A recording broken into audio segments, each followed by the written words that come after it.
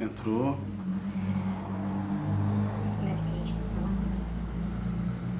Senta do meu lado.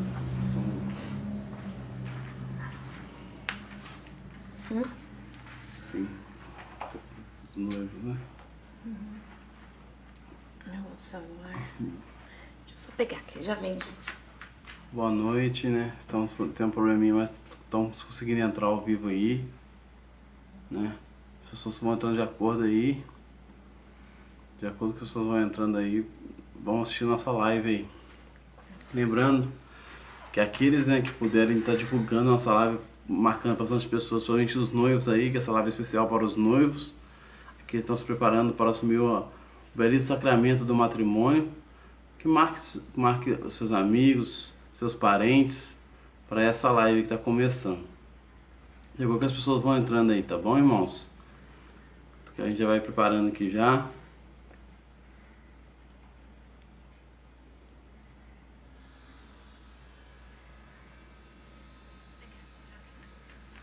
Pode marcar noivos e namorados, né? Não somente noivos, também namorados também, para poder estar acompanhando nossa live com a gente, né? Em especial que a gente vai fazer relacionado à teologia do corpo, né? Bom, boa noite a todos, né? Como meu esposo está falando aí, a gente está aqui para poder falar para os namorados, né? Hoje. Então, noivos e namorados que estão nos assistindo, como a Wesley disse, já tira aí um tempinho, você que está assistindo a gente agora, manda um direct, manda um mensagem, marca alguém aí nos comentários. A gente pediu para poder estar encaminhando, né, os comentários pra gente.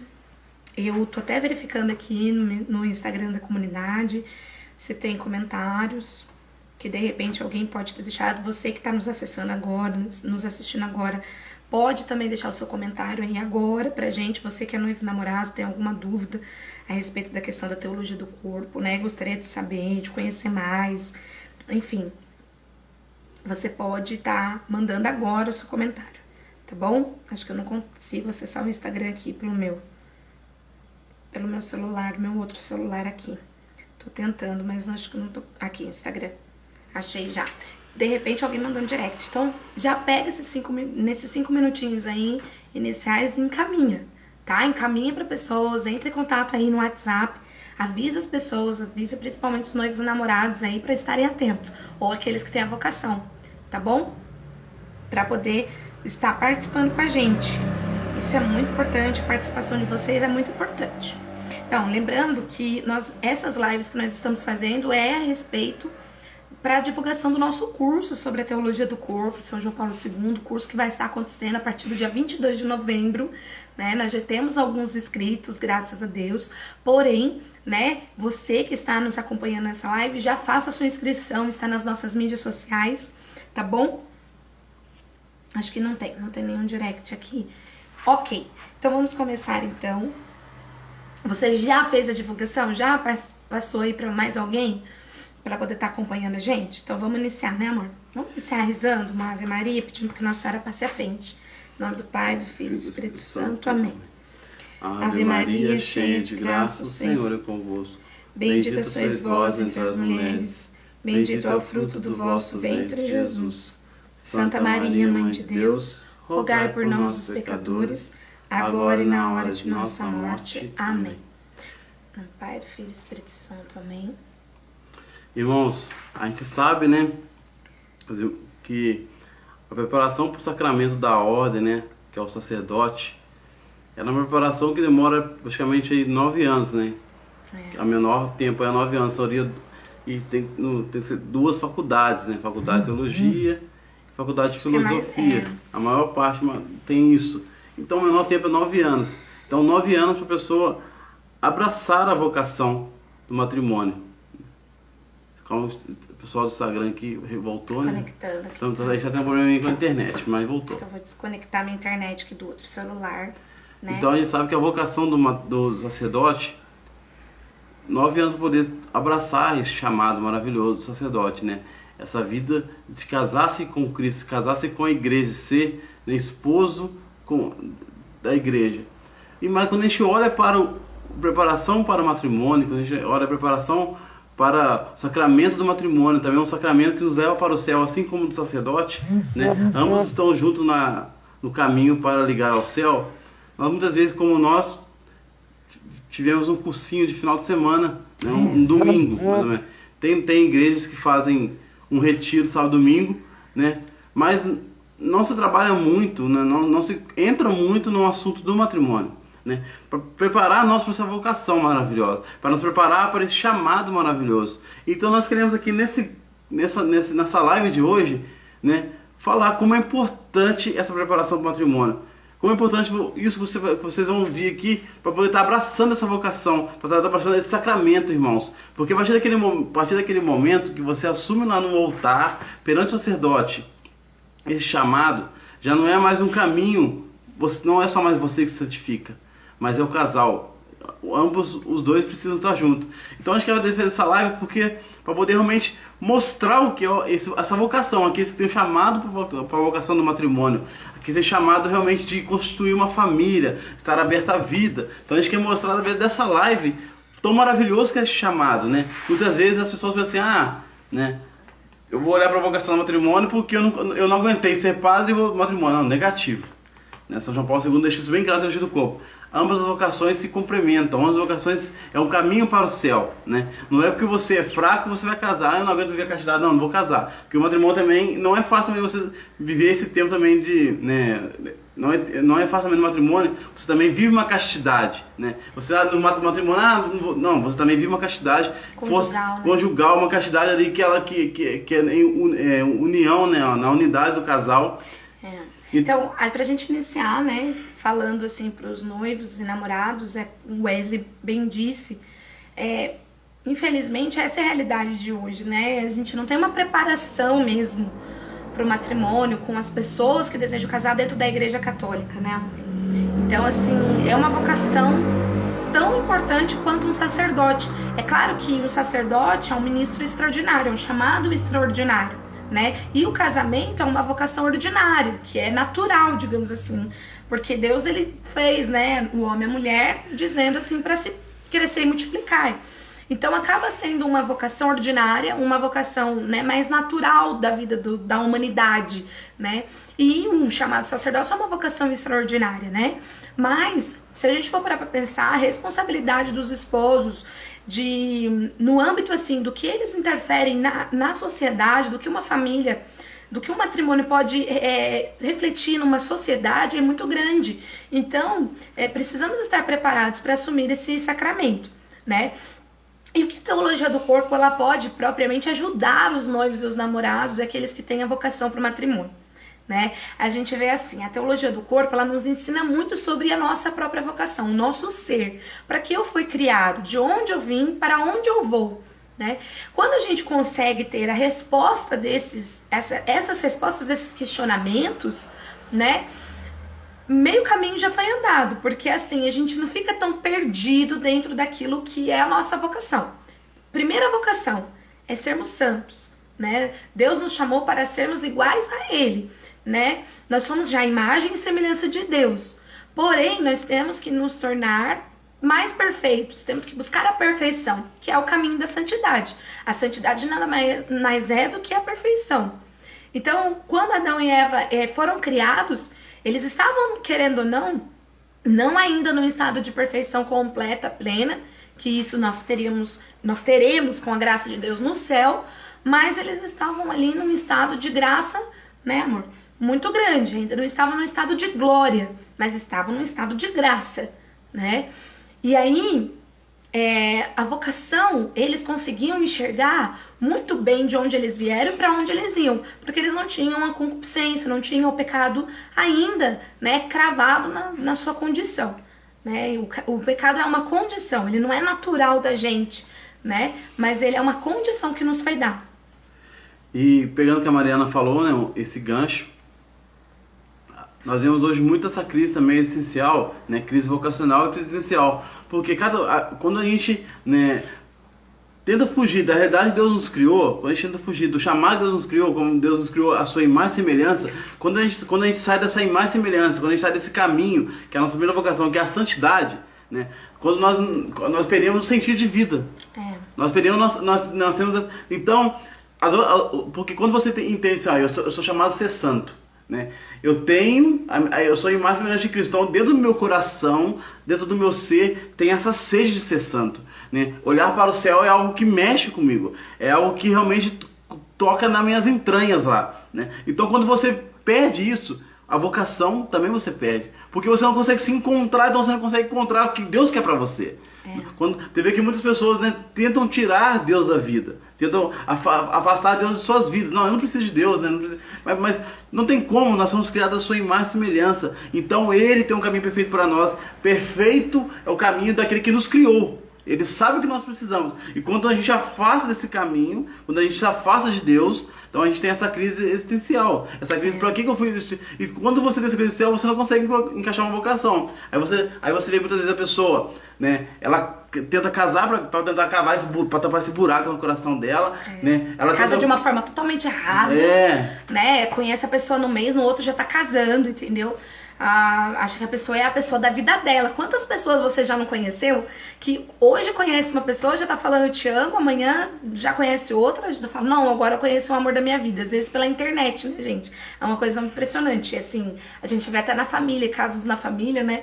De que, assim, a pessoa se conhece na internet e aí tá conversando a pessoa uns 3 meses por aí e já fala assim, não, ele é a minha alma gêmea, né?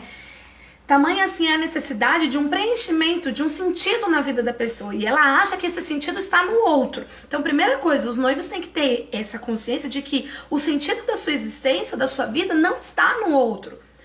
Entendeu? Não está no seu namorado, não está na sua namorada, no seu noivo, na sua noiva ou na pessoa que você ainda vai conhecer. Certo? O sentido do seu ser precisa estar em Deus. O sentido da sua existência, você precisa encontrar a busca pela felicidade, a felicidade está em Deus, no autor dela, entende? Então quando a gente casa pensando que o outro tem que me fazer feliz, como a gente vê a realidade do mundo de hoje, a gente casa errado, e é um risco muito grande de ter um divórcio aí. Entende? Porque o outro jamais vai conseguir me fazer feliz, porque o outro, ele é imperfeito como eu sou imperfeita. Wesley, ele é imperfeito como eu sou imperfeita, entende? Então, nós temos que parar de se iludir, né, amor? Com essas coisas que o mundo diz pra gente. Porque, enquanto tá bom, ele tá me fazendo feliz, eu vou continuar com ele ou com ela e tá ótimo. Enquanto ele tá me dando prazer, enquanto ele faz, né, perdão da palavra assim, o sexo bom, enquanto nossa relação não se cansou, enquanto a gente não tem que passar por uma crise, porque as crises vão vir, né? Quem namora mais tempo, noivado aí, já viu, já deve estar vendo, já deve ter passado por alguma crise. Tanto que as crises são boas, porque é elas que nos fazem decidir se a gente permanece ou se a gente vai embora. Entende? Eu conheci, porque a gente tem uma ideologia, né? Uma ideia, a gente faz uma ideia, a pessoa ideal. Mas quando a gente vai conhecendo a pessoa real que o Wesley é, né? Por exemplo, eu tinha uma idealização do Wesley quando eu namorava com ele, quando eu iniciei meu namoro com ele. Mas quando eu fui ao longo do tempo vendo que ele era uma pessoa real, qual era a realidade do Wesley, conhecer os seus defeitos, conhecendo as suas imperfeições, mas também conhecendo as suas aptidões, né? As suas... como é que fala aqueles adjetivos bons? Os adjetivos bons mesmo, né? Eu esqueci agora o nome. Que a gente exalta mais a pessoa, que a gente conhece a pessoa. Não sei. Qualidades, gente. Qualidades. Meu Deus, né? Deu um branco aqui. Perdão, gente. Mas quando eu fui conhecendo as qualidades, aí eu fui vendo assim, puxa, o Wesley não é aquela pessoa que eu tinha idealizado, né? Mas aí eu tenho convicção comigo de que eu nunca vou encontrar uma pessoa perfeita, 100% perfeita, porque eu não sou perfeita. Então como é que eu posso exigir do outro aquilo que eu não sou? Seria uma hipocrisia da minha parte, entende? Então a teologia do corpo, ela nos ajuda a entender qual é o real significado da minha existência. E quando eu entendo, me conheço, tenho um encontro com Jesus através dessa experiência, dessa formação humana e formação espiritual da teologia do corpo, e eu vou me conhecer, para que eu fui criado, o que é o desejo de Deus para mim, eu vou entendendo, compreendendo que Ele, essa pessoa que Deus me preparou, ela também é imperfeita e precisa ser curada como eu estou sendo curado ao longo da minha vida. E no relacionamento, no namoro e do noivado, os dois vão sendo curados juntos, né? Então, por exemplo, se o namorado, o noivo, tem algum problema com masturbação, por exemplo, né? Vamos dar um exemplo que é um exemplo, gente, que acontece muito. A gente não tem nem dimensão, mas acontece muito. Se ele tem um problema com masturbação, com pornografia, né? A teologia do corpo, o encontro com a teologia do corpo, vai fazendo que eu e ele vamos vivendo uma castidade, porque a castidade ela começa aqui, no nosso coração, no nosso interior, né? Na nossa inteligência. Então, o que vai acontecendo? Deus ele vai curando ele. E ele vai entendendo que para ele poder casar comigo, ele precisa se curar antes, ele precisa ordenar todas as coisas dentro do seu ser. Porque se não tiver em ordem, eu corro um sério risco de casar com alguém que vai me usar. Que vai me usar como um objeto. Para satisfazer ele. E quando eu não quiser satisfazer ele, ele vai se masturbar, ou ele vai procurar outra pessoa, ou ele vai assistir um filme pornô, entende? Como é importante...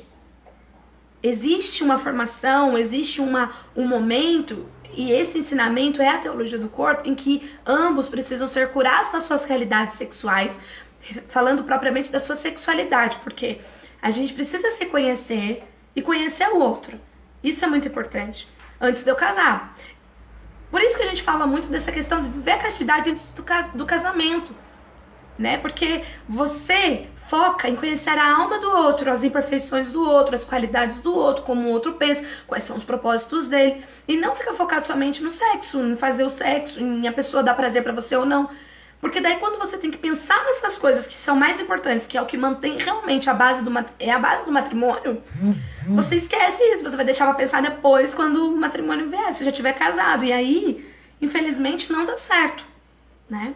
E assim, eu falo pra vocês, né, a gente quando é homem, né, o homem tem muito esse negócio, né, do membro ser pra fora, né, ser pra fora, aquele, né, que é avança, e quando a gente tem chamado pro matrimônio, a gente tem realidade muito diferente da visão do que é o matrimônio, né. A gente coloca primeiramente, né, muitos homens pensam na relação, né, a relação, então vou viver, né, vai ter, não. Você vê que assim, é um chamado sobrenatural, né, que o matrimônio ele te dá, que muitas vezes no caminho do matrimônio vai tendo a cura, ambos os lados, né? Nós não, irmãos, nós não casamos perfeito, como a Mariana falou.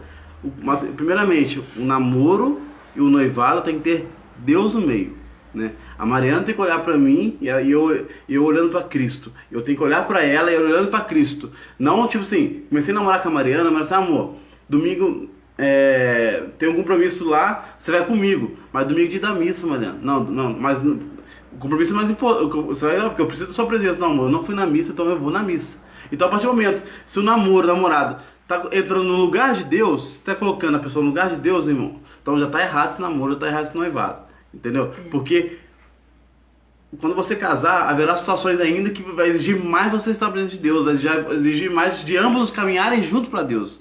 Então, essas decisões já começam já no namoro e no noivado. Então, muitas vezes, né, de você realmente renunciar a algumas coisas assim, né, às vezes a semana inteira sem se ver, no domingo lá, que passa o dia inteiro junto, mas às vezes tem um compromisso da igreja, você renunciar muitas vezes por quê? Para poder estar com a sua pessoa, né?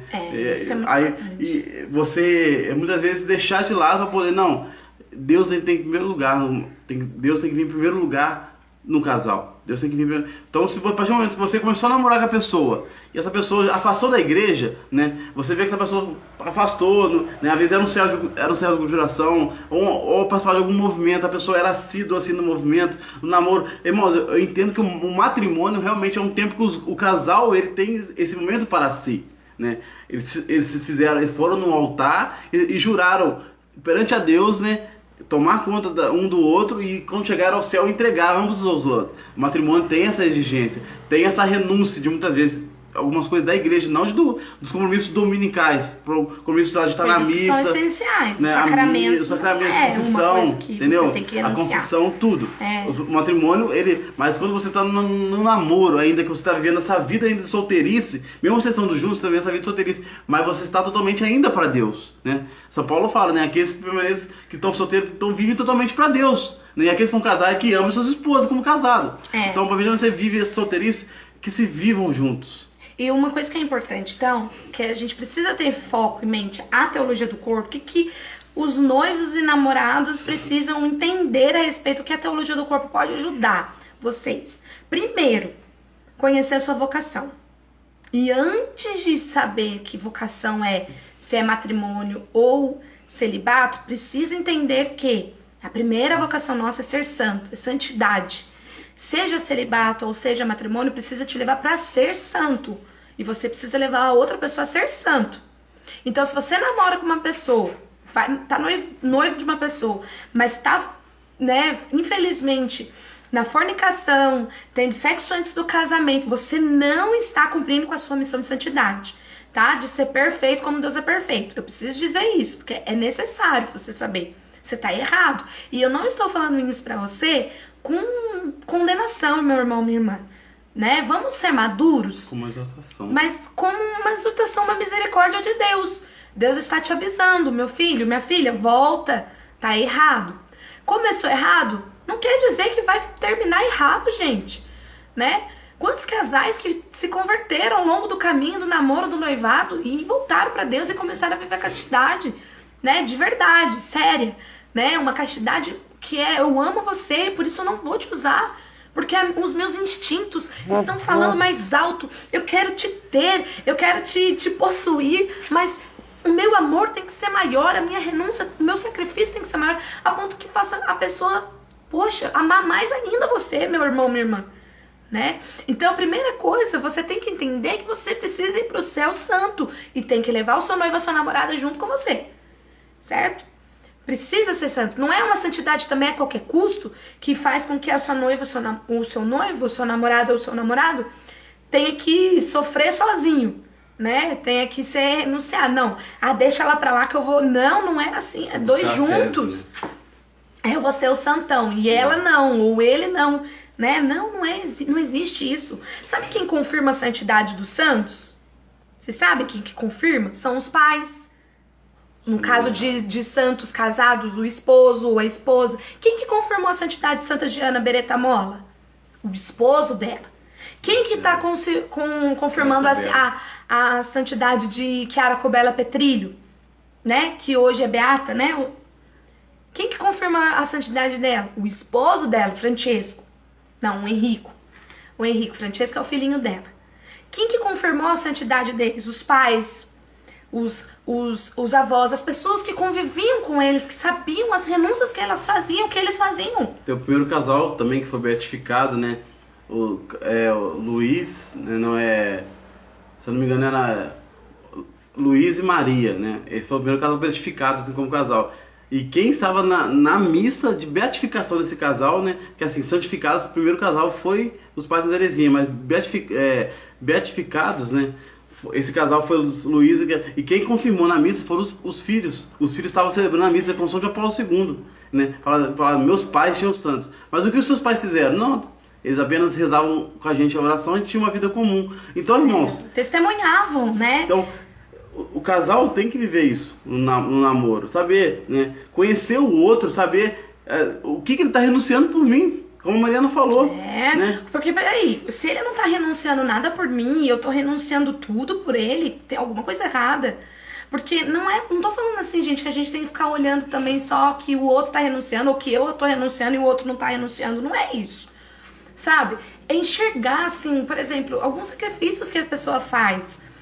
E eu falo assim, na questão, você primeiro se conhecendo, então a teologia do corpo, ela te ajuda a ter esse conhecimento do seu ser, do porque eu fui criado. Eu fui criado para ser dom, eu fui criado para me doar para alguém, para servir, né, para amar e conhecer o outro, né? Então conhecer a psicologia do homem, a psicologia masculina é totalmente diferente da psicologia feminina, e não só na questão do comportamento que eu falo, mas em tudo. A alma masculina é diferente da alma feminina. Meninas, não adianta, os homens não vão adivinhar o que a gente tá sentindo.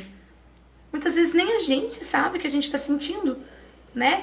É mais fácil você falar do que você ficar brigando, fazendo pirrasca, nem uma criança birrenta, porque você acha que ele tem que descobrir o que você tá sentindo, né? A gente vê muito na internet, né? O manual da mulher, 100 milhões de páginas, ainda páginas incompletos ainda. Então não tem como também nós vamos querer entender as mulheres. Não tem como, irmãos. Né? Mas você muitas vezes, né, tenta fazer de tudo para poder, né, agradar a mulher na TPM, meu Deus. As meninas, a meninada na TPM, no namoro, né?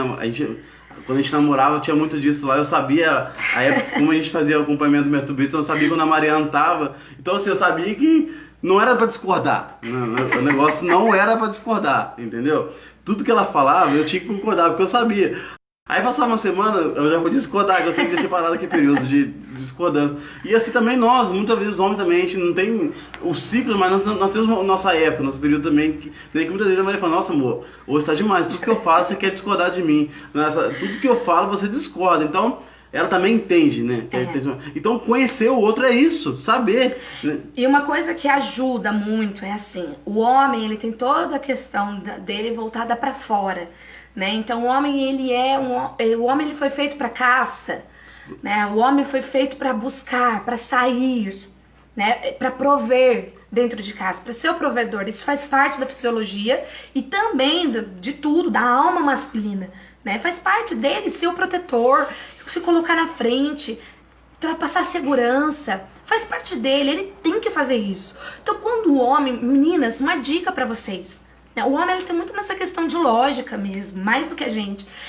Quando um homem está perdido, mesmo tendo GPS, entendeu? E você já deu voltas e voltas e voltas no quarteirão e sai sempre no mesmo lugar e nunca chega, e vocês estão atrasados para o compromisso, não fale para ele perguntar para alguém, né? Porque ele tem que mostrar para você que ele sabe. Né? E isso, eu sei que às vezes é um pouco de falta de humildade também, mas assim, faz parte do homem, entende? Ele já tem o trajeto aqui, ó. A gente tá procurando, a gente tem que colocar no GPS. Muitas vezes o homem já sabe o trajeto que ele vai fazer, o percurso que ele já fez, entendeu? O percurso mais rápido, ele já estrategiou aqui na mente dele, entendeu? E aí a gente fica lá. Mas pergunta, Wesley. Mas não custa nada perguntar. E o homem, não, eu sei, eu tô certo, eu já sei. Agora eu sei o caminho, né? Agora eu lembrei, né? É assim, porque faz parte do homem. Essa questão de, assim, da lógica mesmo, da estratégia, dele sair, né? Dele ir em busca. Então, ele tem que passar essa segurança, essa confiança pra mulher. Imagina se ele fala... Ai, eu não sei, amor, eu vou te perguntar mesmo. Imagina se é um homem banana. Pelo amor de Deus, você vai casar com um homem banana, né? Que não tenha coragem de te dar segurança, né? O homem tem que te dar uma segurança. Pô, você vai ser assaltado. O homem ele tem que sair na frente. Agora, não, vai se esconder. Né? Ver uma barata, não vai matar a barata. Não, vou me esconder aqui, que eu morro de medo de barata. Pelo amor de Deus, gente, é um homem banana. Você não é homem. Né? Se torna um homem, vai, vence os seus medos, né? Exatamente, então faz parte do homem dessa questão de saída. De a mulher é diferente, né, amor? Então, a mulher tem muitas vezes, né, namorados, né, fala assim, para namorados noivos. A mulher chega do trabalho, deixa ela falar. Não tenta falar como é que foi seu dia. Deixa ela falar como é que foi o dia dela. Deixa ela falar primeiro. Isso é bom pra ela, entendeu? É bom pra ela. Ela falar todo dia, contar tudo que aconteceu, o que ela comeu, o que é. Né, tudo, entendeu? Os B.O. do trabalho. O chefe dela xingou ela, então que ela discutiu com uma amiga do trabalho, que a amiga dela tá chorando. Irmão, deixa ela falar. E depois você fala, entendeu? Isso é muito bom pra ela. Isso é muito bom pra ela, entendeu? É muito bom pra ela. É uma terapia, gente. Vocês não sabem, mas é uma terapia pra nós mulheres. Desabafar. Né? Ainda mais quando se encontra com um monte de mulheres, meu Deus, né? Então isso faz parte da mulher. A mulher ela é mais interna, né? Ela é mais interior. Então ela tende a guardar as coisas muito mais, né? Então o homem ele tem que entender nesses pontos, ele tem que conhecer um pouco a sua noiva, a sua namorada, né? Bem como a mulher também tem que conhecer. Só que é lógico que não vai ser 100%, nunca vai ser 100%. O homem nunca vai acertar 100% e a mulher também.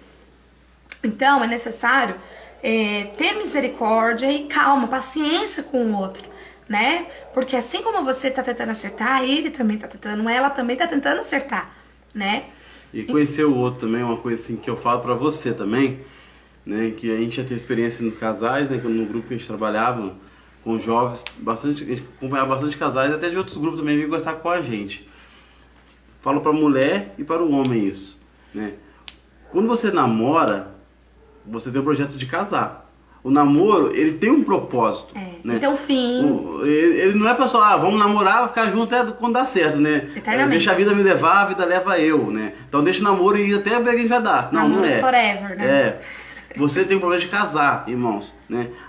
As mulheres, né? É difícil ter hoje não conhecer uma mulher que não sonha entrar numa igreja com aquele véu branco, né? Eu não conheci uma mulher hoje. Nós também temos esse sonho, né? Nós somos chamados para a vocação do matrimônio, nós sonhamos, né? A gente esperar nossa esposa lá no altar, né? Como cavaleiros, né? Que colocam o braço direito protegendo, né? Tirando assim, é tão bonito quando as mulheres entram no altar, né? Com essa direção que assim, ele tira dos pais, né? E passa para o homem, tipo assim, eu estou tirando agora da minha guarda, estou te entregando. Então você tem a guarda da mulher. Agora é interessante, um aspas só, desculpa cortar você. É um homem que passa a responsabilidade de cuidar de uma mulher para outro homem, né? O pai que entrega ali a sua filha, sua preciosidade para outro homem entregar. Então, a masculinidade tem que ser a guardiã da feminilidade. O masculino, o homem, foi feito para guardar. Entende? Olha que lindo. Para cuidar da mulher, né? E depois dos filhos. E continuando, né? É bom, sempre bom, né? Sempre acrescentar. E continuando, né? De se conhecer o outro. Então, muitas vezes a gente vê assim que o homem queria casar e a mulher não queria. Ou ao contrário, a mulher queria casar e o homem não queria, né? Parece que era uma coisa meio que empurrando com a barriga, sabe? Uma coisa assim que era meio forçada, né? Porque a pessoa fala muito bem empolgada do matrimônio, nossa, né? E a outra pessoa, a pessoa que estava namorando, não tinha tanta empolgação. Então, mulheres, né? Sobre o chamado da vocação, muitas vezes, né? Eu sei que muitas vezes o homem é devagar, muitas vezes tem mulher que é devagar, mas conheça o outro, né? Se você realmente quer casar, você está preparado para assumir essa vocação, né? Porque às vezes a pessoa também viveu uma experiência boa na família, né? Ou outros relacionamentos. Mas muitas vezes também a pessoa não tem essa visão, tá namorando ali porque ela acha legal estar com alguém, né? Com alguém da igreja. Apesar de que, se a pessoa vive a castidade mesmo, é difícil uma pessoa ficar assim, te enrolando por muito tempo, tá? Se for uma pessoa que não quer nada com nada mesmo, que não quer casar com você, menina, mulher, isso aí geralmente são mais as mulheres, mas também acontece isso geralmente muito com os homens, também tá acontecendo ultimamente. Não vai enrolar muito tempo, tá? Porque não aguenta. Não aguenta, isso é fato. Não vai aguentar ficar muito tempo sem, né? Infelizmente, sem o sexo.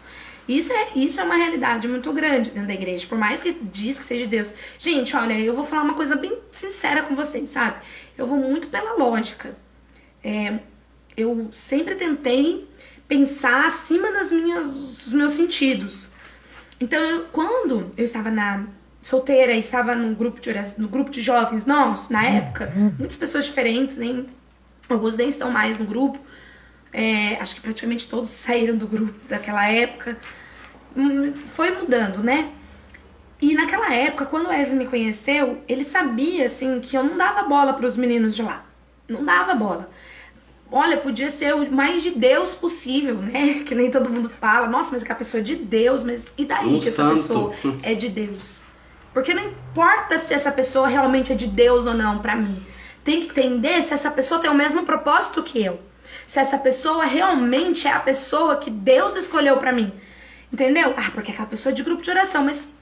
Tá, é de grupo de oração, mas vocês não têm os mesmos propósitos, vocês não têm a mesma, assim, o mesmo chamado, a mesma vocação, entende?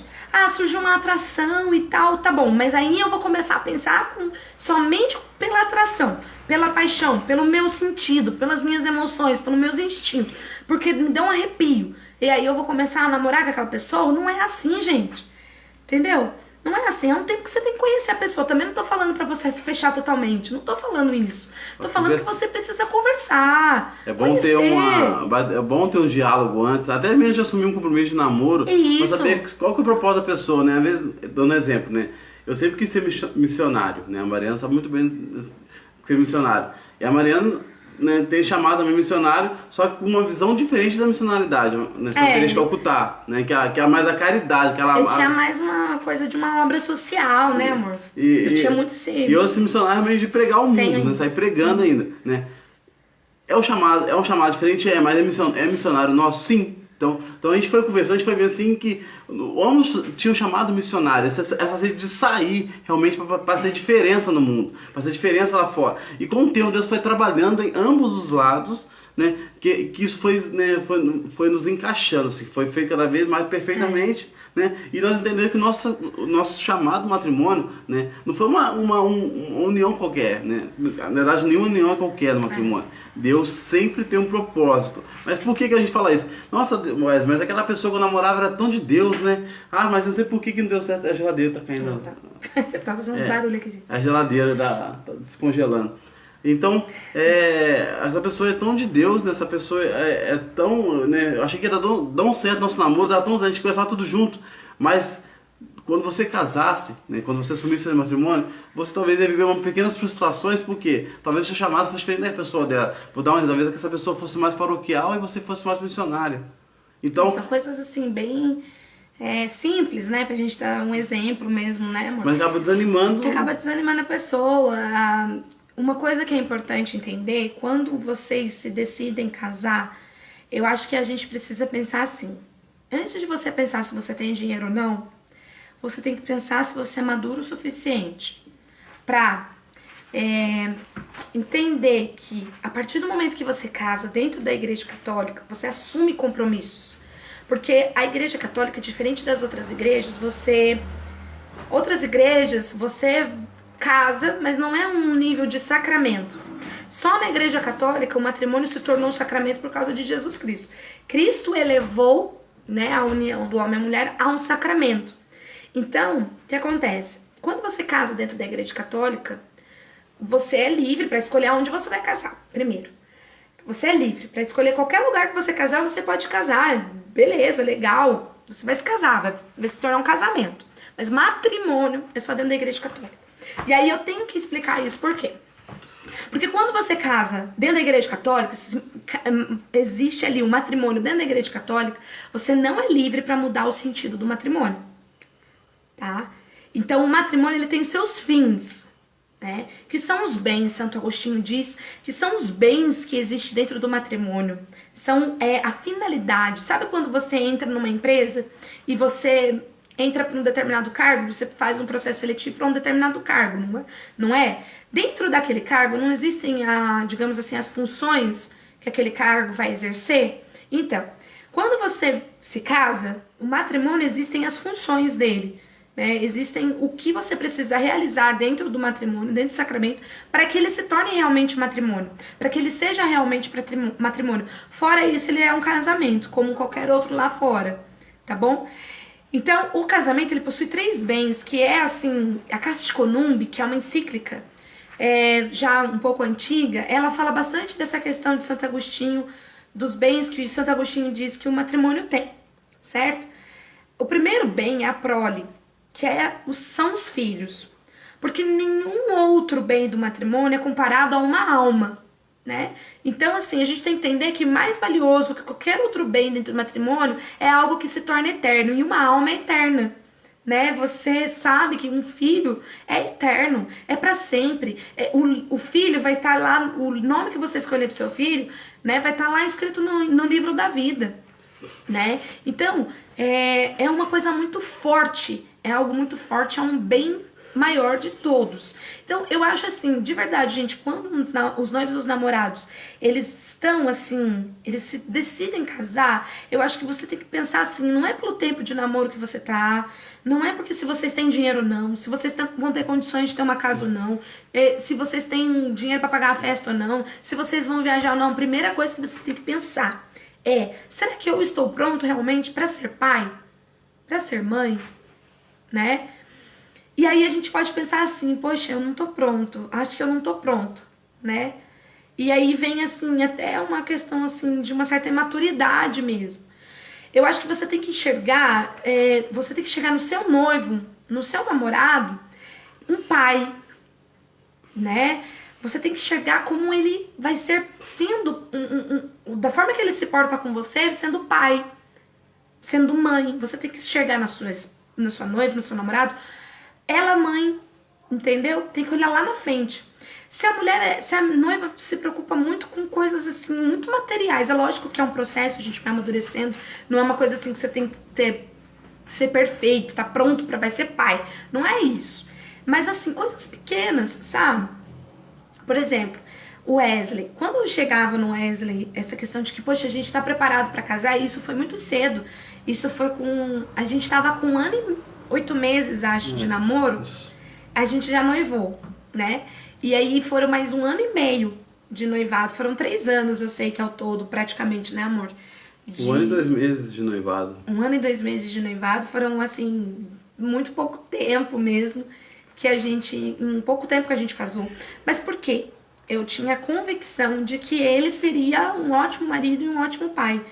E eu tinha essa certeza no meu coração. Não sei dizer pra vocês, não sei explicar assim como isso se dá, mas eu via em pequenos detalhes, por exemplo, com uma forma que ele me cuidava de mim. Gente, era impressionante. O Wesley, eu ia na faculdade todos os dias, ele também fazia faculdade, e ele sempre ligava pra mim preocupado, e ele ia na faculdade me buscar todas as noites, a gente se via todos os dias.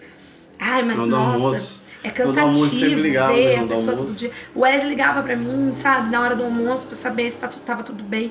Aí as pessoas às vezes pensam assim, nossa, mas isso daí é cansativo demais, enjoa demais. Toda hora a pessoa, todo dia vem a pessoa, falar com a pessoa todo dia. Gente, mas é assim que vai ser um casamento. Vocês vão se falar todo dia, vão se ver todo dia. Um vai acordar do lado do outro, entende? Então a teologia do corpo, ela vai nos preparando muito pra isso, né? E no namoro precisa ter... né? Essa preparação. Se você se via todo dia, precisa ter essa preparação e ter esse diálogo, né? Porque quando você casa, a partir daquele momento você desligou, é você e sua esposa dentro da sua casa ali.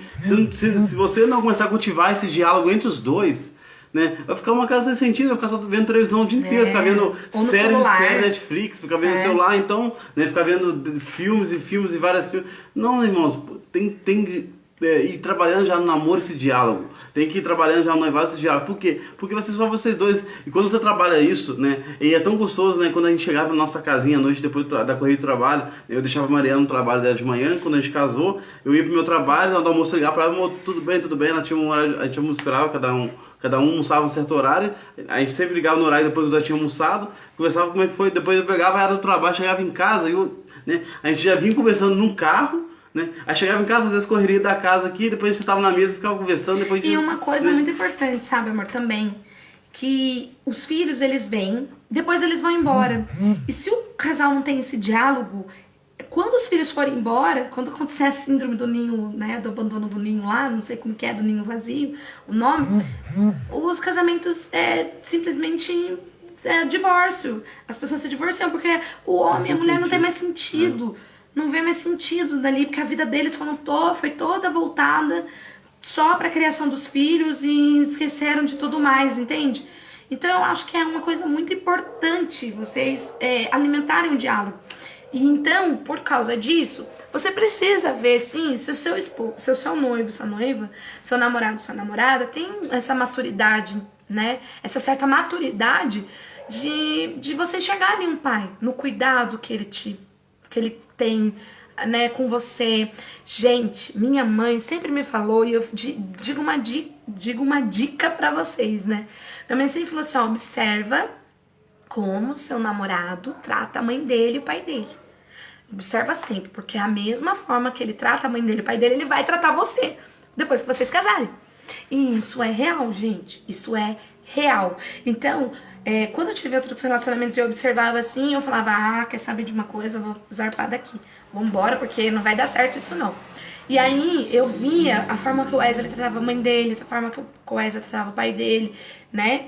O cuidado que ele tem por ele ser um irmão mais velho, né? São 4 filhos, então o cuidado que ele tem por ser irmão mais velho, o cuidado que ele tinha com os irmãos dele, mais novos. Então assim, você vê nesses pequenos detalhes, ali um cuidado paternal, acaba sendo um cuidado paternal, né? A questão de outro bem, também dentro do sacramento, não sei se quer falar mais alguma coisa, mas é a questão do próprio sacramento em si, né? O tempo tá pouco aqui, né? Nossa, tá acabando tem já. mais 10 minutos pra terminar a live. O próprio sacramento em si, né? A questão da unidade do casal ali, a questão do próprio sacramento, sabe? Gente, a gente tem que entender uma coisa. Existem graças dentro do sacramento que são derramadas apenas para aqueles que estão casados. Então, no namoro, no noivado, você não vai ter aquela graça, porque você ainda não está sobre a bênção, digamos assim, oficial da igreja, né? De Deus oficialmente, digamos assim, como um sacramento. Mas quando a gente casa, existe uma graça dentro do sacramento, várias graças dentro do sacramento, que nos fortalece. Então, quando você se casa, você recebe uma potência, como se fosse uma potência dentro de você, fica ali, só esperando para ser usada, né? Então, a gente precisa entender, por exemplo, vou falar assim, uma questão que acontece dentro do casamento. Eu vivi isso, a gente vive isso, é uma coisa normal de qualquer casal. O fato nas pequenas incompreensões e quando acontece dessas pequenas incompreensões, as discussões do casal. Então, quando você tá assim, às vezes você não entende, você só brigam porque um fala uma coisa, é a mesma coisa que o outro tá falando. Só que você não tá entendendo do jeito que tem que entender, porque a mulher, ela entende de um outro jeito, filtra de um outro jeito, e o homem filtra do outro. Então, às vezes a pessoa nem terminou de falar, você já tá falando a mesma coisa. No final da discussão, tava todo mundo querendo falar a mesma coisa, entendeu? Só que não teve a compreensão, não teve a paciência. Essas coisas que faltam, incompreensão, paciência, você pode pedir pro Espírito Santo, né? Quando você tá casado. Por exemplo, rezar e pedir, Senhor, eu não tô compreendendo meu esposo. Me ajuda a compreender.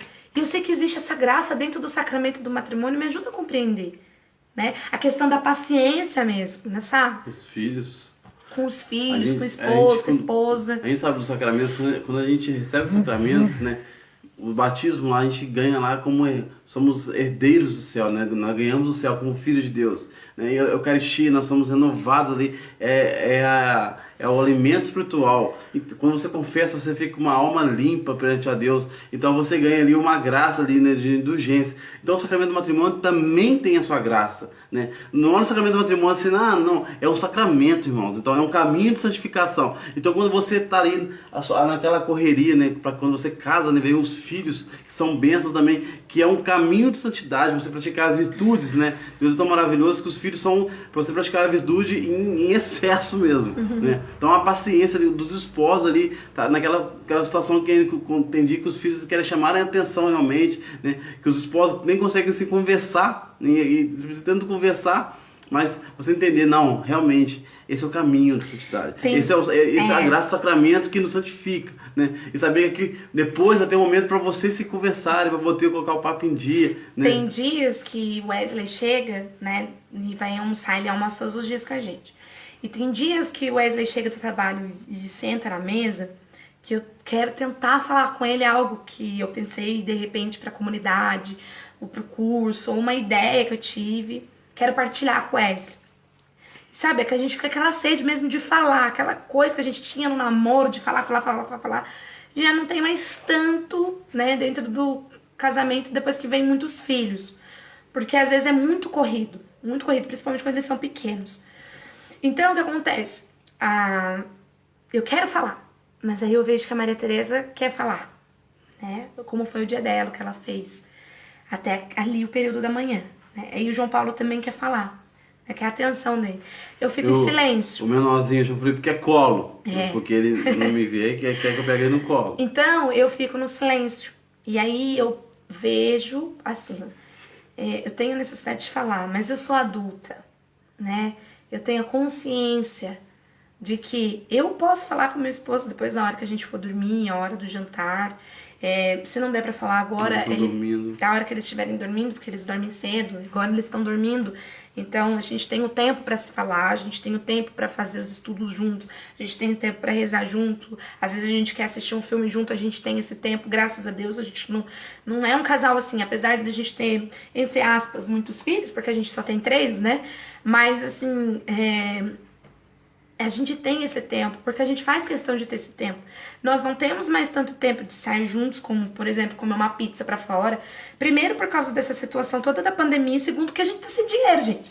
Essa é a realidade nossa, gente. Vive da providência divina. Às vezes Deus dá uma providência de uma pizza, de um hambúrguer. Às vezes a gente ganha, né, um sorteios aí da vida, um hambúrguer. Mas assim, às vezes eu faço pra ele, assim, um jantar diferente, né? E a gente come junto, diferente. Olha, amor, eu fiz esse jantar. Ele gosta muito de vinagrete. Às vezes eu faço esse... Vinagrete, gente, é coisa simples, sabe? É só o pimentão e tomate, a cebola. E ali você vai misturando, sei lá, com limão, com qualquer coisa que ele gosta. E eu sei que ele gosta. E aí eu vou, faço pra ele e falo assim, olha, vamos comer. Às vezes uma carne diferente, né? Quando dá pra ter carne, porque ultimamente é tudo muito caro. Enfim. E aí, naquele momento, né? Muitas vezes a gente... vai, faz as crianças dormir, dá banho nas crianças, toma um banho, e aí a gente faz as crianças dormir, e aí a gente pega e senta, ufa.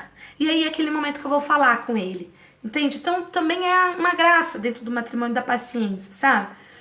Então a gente precisa entender, muitas vezes, que quando a gente vai casar, Deus, ele é tão maravilhoso que ele vai sempre trabalhando no nosso egoísmo, né? E a teologia do corpo, ela nos ajuda muito nisso. Muito enxergar o egoísmo dentro da gente. E aí a gente vai namorar, a gente vê assim que a gente ainda é egoísta. Depois a gente vai noivar, a gente vê que ainda é egoísta. Mas a gente tá lutando contra o egoísmo. A gente casa e a gente começa a lutar um pouco mais contra o egoísmo, porque daí você vê que são duas pessoas morando debaixo do mesmo teto. Mas quando vem os filhos, aí, gente, eu falo assim, o egoísmo que existe já não vai poder existir mais, entendeu? Porque a gente precisa se doar. Né? A gente precisa amar. E o legal de você viver esses sacrifícios, né? De conhecer um outro no namoro, no noivado, de você viver esses sacrifícios, mas sacrifícios assim, irmão, seu, né? Do seu egoísmo, que a Mariana falou, né? Não é ver, vai fazer o sacrifício, não, você vai ver sacrifício não de Deus, sacrifício seu, né? Algumas coisas seu ali, você aprende a se preparar para o matrimônio, porque no matrimônio existem sacrifícios maiores. Muitas vezes. Existe sacrifício que você muitas vezes não espera. E vem um sacrifício para você abrir mão de uma vontade sua, de um querer seu. Entendeu? Então, Deus ele vai te lapidando já no namoro e no noivado, ambos a poder de sacrifício. Porque quando você é o filho, irmãos, quando vier os filhos, tem sacrifícios maiores. Tem sacrifício, né, que você tem que fazer por amor ao seu filho, por amor à sua esposa, por amor à família. Você faz. Então... E é preciso vocês estarem preparados para isso, para poder viver esse sacrifício. Então já começa no namoro, no noivado, a abrir meu sacrifício. Sacrifícios, irmãos, que nos santificam. Sacrifícios que nos levam para o céu. Que nos trazem felicidade. A gente tem que parar de pensar que sofrimento é só uma coisa. Ai, meu Deus, vou sofrer, eu não quero sofrer, e etc e tal, como o mundo prega. Não é assim, gente. São sacrifícios que nos trazem felicidade. Sacrifícios que geram unidade entre os esposos. Sabe, eu falo assim, a teologia do corpo modificou mesmo o nosso matrimônio, depois que a gente conheceu mais a fundo. No sentido de que, assim, eu vi o quanto tem que ser mulher, o quanto eu preciso ser mulher de verdade para poder que o meu esposo se torne um homem de verdade, né? E eu que vou confirmar, você sabia que é a mulher que faz o homem se tornar homem? Sabia que é uma mulher sempre que educa muito o homem? Porque a mulher, ela faz parte desse processo da educação do homem, né? Ela é a mais, assim, essencial, eu sei, não tô menosprezando o homem. O papel do pai, muito necessário, igual o da mãe. Mas, geralmente, a mulher que educa o homem é ser homem, sabe? No sentido, assim, quando a mulher, ela mostra pro homem o que é ser uma mulher de verdade, o nível daquele homem vai aumentando, né, amor? Assim, até na questão da escolha mesmo. Por exemplo, quando eu me arrumo em casa, às vezes eu tô em casa, mas eu tô de um saltinho, né? Eu tô com uma roupa de sair, né? Eu tô com um brinco, eu tô com uma maquiagem, uma base que seja, sabe? Um batonzinho, mas eu tô aqui em casa assim, né? Eu tô mostrando pro João Paulo e pro João Felipe que quando eles forem escolher uma mulher para casar, eles têm que escolher uma mulher que se cuida, não só no seu exterior, mas também no seu interior. Quando eles me veem rezando, ajoelhada rezando, lendo a palavra de Deus para eles vão ter uma concepção de uma mulher aonde eles vão olhar, tem que ser uma mulher de Deus, uma mulher como a minha mãe, uma mulher que reza.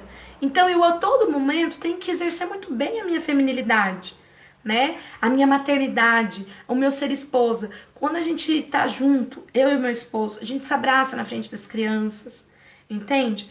É lógico que não vai ser uma coisa assim, ai meu Deus, não é assim. Mas a gente se abraça, né? A gente brinca um com o outro com as crianças, na frente das crianças, porque quando eles crescerem, eles vão ter memórias de como a família deve ser, como um relacionamento de um homem e uma mulher deve ser, entende? E isso cria memórias que ficam para sempre. E uma coisa também, né? O homem ser cavaleiro, né? Ser cavaleiro com a namorada, ser cavaleiro com a noiva, ser cavaleiro em casa, entendeu? Com a mãe, com a irmã. É importante ser cavaleiro, ter realmente respeito, né? Eu vejo assim, o João Paulo, ele tem, né? O homem tem ele sempre tem alguém como tutor, aquele que ele quer seguir exemplo, né? Muitas vezes a gente que tem pai não quer seguir do meu pai. Às vezes tem uns que não tem exemplo bom, mas ele pega o exemplo daquilo que ele foi para ele. Alguns, infelizmente, têm a visão ruim. Mas eu vejo o João Paulo, meu filho, né? Aí, às vezes, quando a Maria Tereza acontece alguma coisa, aí ela pede pra eu poder fazer pra ela. Aí eu vou, ela fala, obrigado, papai, você foi um cavaleiro. Então, quando cai a colher no chão, o João Paulo, deixa que eu pego. O João Paulo entrega pra ela a colher. Gente, impressionante. Ela entrega pra colher e fala assim, obrigado, João Paulo. Aí, você foi um cavaleiro. Você foi um cavaleiro. Então, assim, é muito legal, né? O João Paulo tá saindo da fralda. Tá sendo desfraldado agora, gente. Ele tá levando ele no banheiro. Então, quando eu tô em casa, ele não chama a Mariana pra poder vir. Né? Ele fala, papai, vamos comigo no banheiro. Aí ele vai fazer xixi, né? Ele faz cocô. Então ele fala, papai, vem comigo. Então ele não quer que a Mariana, porque ele sabe que a Mariana, para a Mãe Tereza, a mesma coisa da Mãe Tereza, né? A Mãe Tereza é minha filha, eu limpei, cuidei dela, mas chegou certa idade pra você, Mariana, a partir de 3 anos você fica por ela responsável. Às vezes vai ter situação que eu dou banho, vai ter situação, mas quando às vezes é passar, por quê? Para ela mostrar que ela é mulher, que ela tem que estar. Então, isso é coisa do dia a dia, né? Não é sempre falar obrigado, Mariana, você fez uma comida muito gostosa. A gente sempre fala isso um com o outro. Nossa, amor, muito obrigado, você deixou a mesa arrumada. Nossa, amor, obrigado por ter varrido aqui. Nossa, amor, ficou muito legal. Amor, por favor, você poderia pegar esse negócio pra mim? Mariana, por favor, você pega isso aqui. Então eles aprendem a falar isso. Amor, dá licença, você dá licença, deixa eu passar aqui rapidinho, por favor. Então eles aprendem a fazer isso, né? Isso não é uma coisa que a gente vai forçar, porque eles vivem isso no dia a dia. Tem que ser testemunha antes, né? Se a gente quer dar uma educação, a gente tem que ser essa educação. A gente tem que educar com essa elegância mesmo, né? De não impor, você tem que ser assim, mas eu dou um testemunho totalmente contrário, né? É lógico que a gente não é perfeito, a gente tem muitas imperfeições, mas a gente tenta ser o melhor possível para eles e para o outro, sabe? Não é fácil, muitas vezes a gente se pega errando, né? A gente pede desculpa, a gente reconhece, quando a gente, por exemplo, discute, tem alguma discussãozinha na frente deles, a gente pede desculpa pra eles, sabe? Eles falam pra gente, papai, mamãe, pede desculpa um pro outro. Gente, é uma coisa impressionante. A Maria Tereza, então, nem você fala. Ela fala, pode pedir desculpa agora, um pro outro, porque não pode ficar brigando. Então, assim, e às vezes a gente não tá brigando, a gente tá conversando assim, normal, e aí, não sei, se exalta assim, no sentido de falar alto, né? Porque a gente tem essa mania, infelizmente, né? Uma coisa feia, mas a gente acaba falando muito alto. E aí a gente pega e ela fala, mãe, você tá brigando com o pai? Ou o pai, você tá brigando com a mãe? E a gente explica, não, filhos, a gente tá conversando, estamos dando risada. Uma coisa que o Wesley faz, assim, e eu acho, assim, que a teologia do corpo nos ajudou muito nesse sentido, foi quando o Wesley chega, né, ele me dá flores, isso, não gosto de falar muito isso, de ficar expondo isso, mas é uma coisa que acontece constantemente, graças a Deus, é que eu não fico postando as coisas que acontecem, né, no meu casamento no Facebook, toda vez no Instagram, porque não é desnecessário. Aquilo que Deus preparou pra mim é pra mim, a graça pra né? família. E aquilo que Deus está preparando pra você, Deus vai preparar pra você. Não tem necessidade de ficar mostrando pra todo mundo, né? Mas, assim, quando o Wesley traz um buquê uma flor, né? Uma florzinha que ele pegou, colheu em algum lugar, ele traz pra Maria Tereza também. Então, quando ele traz uma flor, ele traz pra Maria. Traz pra mim, traz pra Maria. E aí a Maria Tereza, nossa, fica toda encantada com aquela florzinha. É lindo de ver o cuidado que ela tem. E ela está sendo tratada como mulher, entende? Então ela não vai, assim, no futuro, querer namorar uma pessoa de qualquer jeito. Uma pessoa que chegando, né? Que muitas vezes não sabe se vestir. Eu não tô falando assim, gente, nada contra quem não sabe se vestir, né? Mas desrespeitar. É uma coisa desrespeitosa pro outro, entende? A forma que você se veste, mulher e homem, não se diz muito se você tá respeitando aquela pessoa ou não, sabe? O fato de eu me cobrir mais pro meu esposo, ele já me conhece, né? Ele já me viu nua, né? Mas ele entende que o que é mais importante não deve ser mostrado a ONU para todas as pessoas. Aquilo que é mais importante é reservado para nós dois, só para ele. Ele sabe disso. Da mesma forma que o corpo dele é reservado só para mim, entendeu? É algo exclusivo. A teologia do corpo, ela me ajudou muito na compreensão disso, porque eu não tinha compreensão disso quando eu era mais nova, né, na época do namoro, do noivado. Então são coisas que vão nos ajudando, né? E vamos encerrando, né? Porque eu acho que já tá dando 1 hora no Instagram. Como a gente teve essa experiência, né? A gente teve experiência com a teologia do corpo bem na época do noivado, quase casando. Nós aprofundamos mais no casamento, que foi uma experiência pra gente assim, realmente renovadora.